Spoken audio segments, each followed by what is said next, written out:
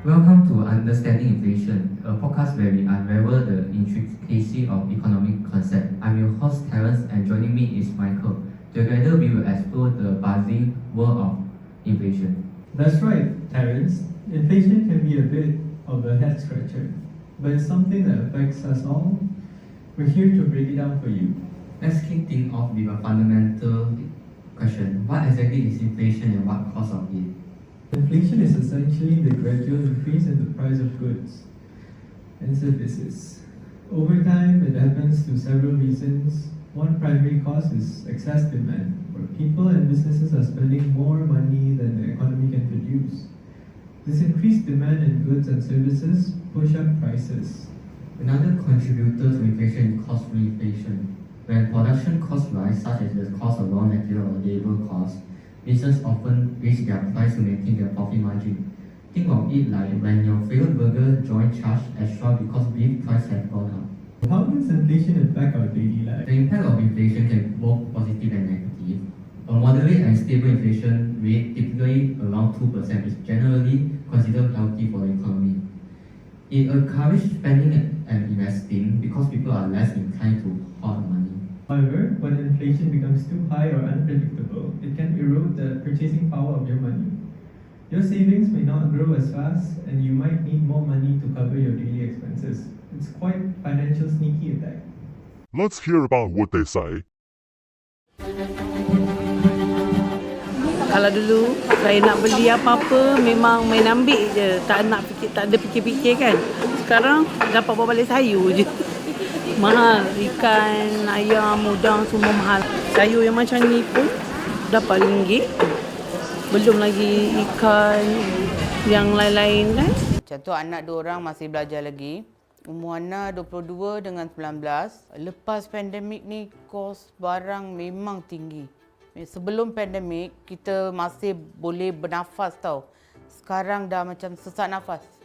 190 orang timbang macam. Sardin pun sebelum pandemik dalam RM8 lebih. Sekarang dah hampir RM9.90. Setengah kedai RM10.50. Contoh I bagi beras 5 kilo. Sebelum pandemik kita boleh beli dalam RM16 kita boleh beli dah. Sekarang kena ada RM20. Memang payah. Memang payah. Lagi-lagi kalau dah hujung bulan, pening kepala, tak tahu nak handle macam mana.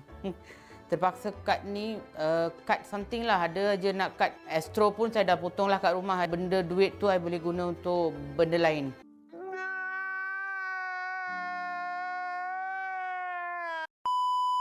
Let's discuss about the inflation after the coronavirus pandemic.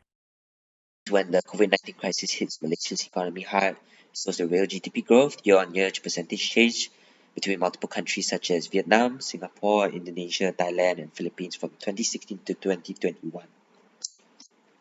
It shows that Malaysia's inflation rate, the CPI percentage, which increased from negative 0.3 to 3.2 from 2019 to 2021. A survey about the issue was conducted. So the methodologies we use interview to interview people, and we also use the Google form to collect response and information. So first we asked about the ages. Most of the respondents were 18 to 31 years old. Some of them were 21 to 30 years old. Quite a few of them were only above 60 years old, or 40 to 60 years old, or 30 to 40 years old. The employment status, most of them are students. Some of them are working full-time. Very few of them are working part-time or not working.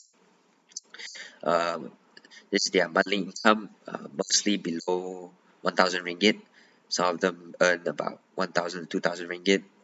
Quite a few of them earn 10,000 and above, and very few of them earn 2,000 to 3,000 or 3,000 to 5,000 ringgit. And the daily spendings, most of them spend below 100 ringgit, and a few of them spend 100, 200 or 500 and above, and only very few of them spend 200 to 500 ringgit. And most of them have increased spending, and very few of them have decreased spending.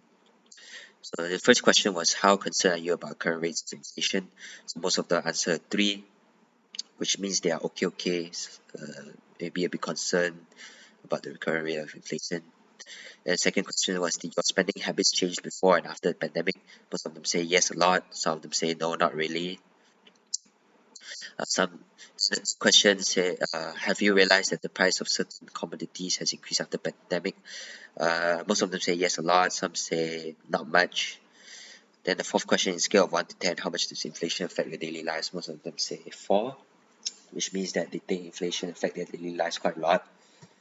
So fifth question, do you think the government is effectively managing inflation in our country? Please elaborate your thoughts. So these are the answers. Most of them say yes, because fiscal policy or government reduces spending. Some say inflation is normal, but the government is controlling it well. And some say no.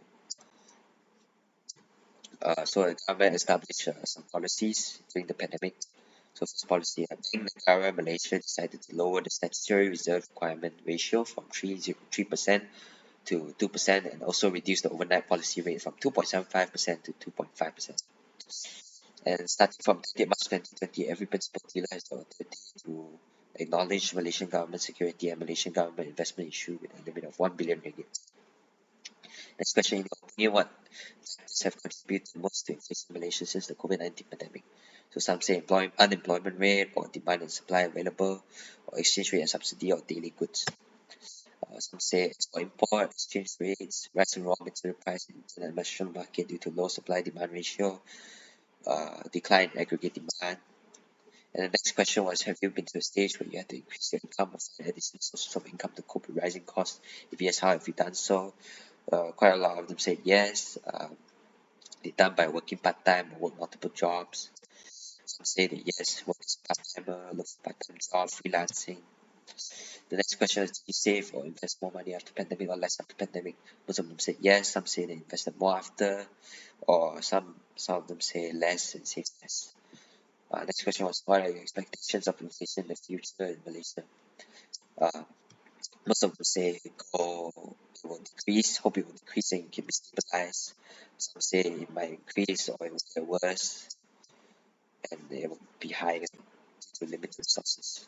So that's all about inflation. What can individuals do to protect themselves from the negative effect of high inflation? To shield yourself from negative impact of high inflation, you can consider investing in assets such as stocks, real estates, or commodities. Additionally, adjusting your budget to accommodate rising costs, cutting unnecessary expenses, and saving more can help you manage the impact of inflation. Diversify your investment and saving advice from a financial advisor can also be crucial in creating a plan that suits your specific financial situation. It's all about being prepared and proactive. Let's talk about central bank and their role managing inflation. How do they influence it?